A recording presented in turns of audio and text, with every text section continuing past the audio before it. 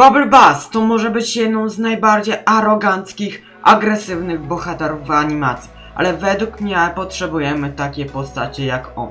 Lecz zanim przejdę do omówienia, z jakiego powodu jest taki, zobaczymy epizod, żeby całkowicie zrozumieć wszystkie nasze dowody. Jesteście gotowi? Więc lecimy.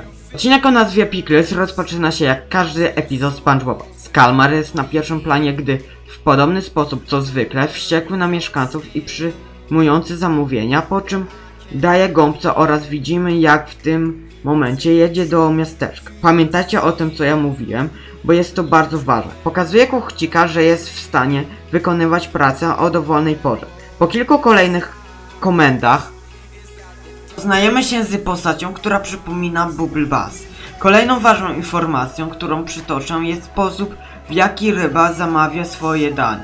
Natomiast jego zawiadomienie jest strasznie niegrzeczne, a jego widzimisię nie tylko są znane na uboczu, jednak również w całym bikini, z wahaniami w sykach. Żółta gąbka była gotowa na ten pojedynek, otóż była gotowa rękami Bubble Bass bierze tego kraboburgera i siada. Prawie wszyscy w restauracji oglądają jak można obniżyć napięcie w powietrzu za pomocą bardzo przyjemnych kąpieli z bąbelkami.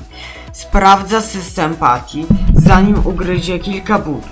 Gdy SpongeBob pewny swojej wygranej mówi jak myślisz, to całkiem niezłe. Tuż przed ostatnim uderzeniem ryba robi swój ostatni ruch.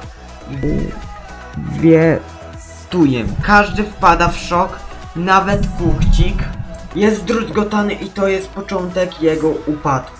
Zatrzymajmy się na chwilę i zbierzmy informacje. Jak wiemy o tym, SpongeBob zrobił najlepszego burgera na świecie, ale coś mi tutaj śmierdzi. W każdym razie zapomniałem jeszcze tego powiedzieć.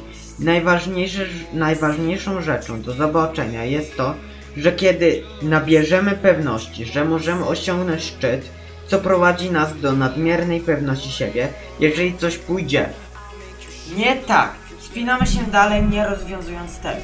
A ty zdajesz sobie sprawę, że jesteś za wysoka, aby zdobyć problem.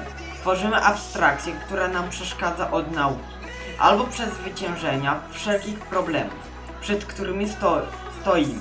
A kiedy problem do nas dotrze, uderza mocniej niż kiedykolwiek wcześniej, nawet jeśli Bąblodziu jest kimś więcej niż postacią, ale myślę, że wystarczy analizować.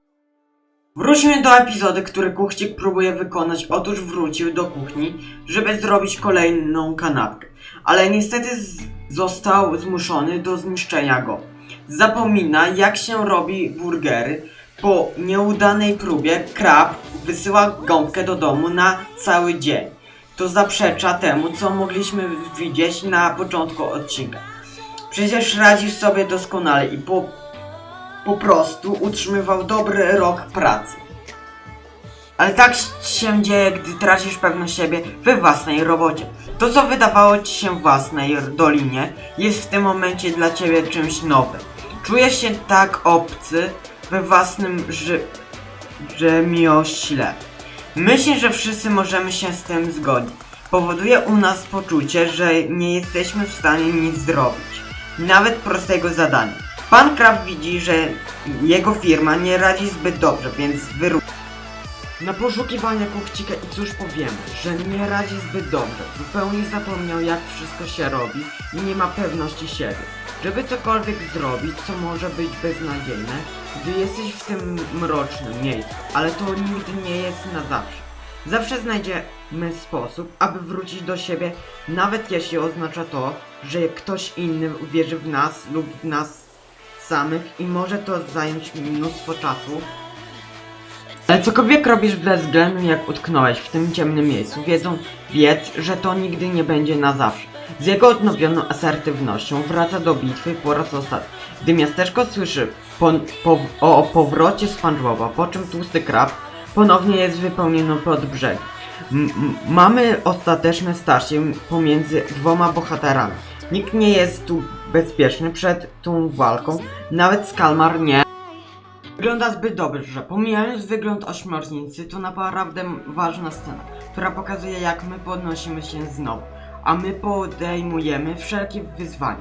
Gdy po raz pierwszy zakończy się porażka, żółta gąbka daje mu kraboburgera, a on zaczyna to jeść. Wygląda na to, że tym razem wygrał, ale Bubble Bass wykonuje swój ostatni ruch, po czym kłamie.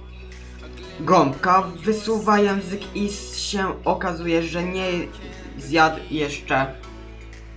Ale poza żartami w tej scenie znajdujemy wady i problemy w naszej własnej pracy i ugaszamy. Jest to w pewnym sensie pokonywanie przeszkód albo zdobywanie bojowości. Pokonywanie tego samego problemu, który poczułeś się przez niego źle, oraz że jesteś przegrywem, a wraz z tym Bomblodziuk wybiega z miasta.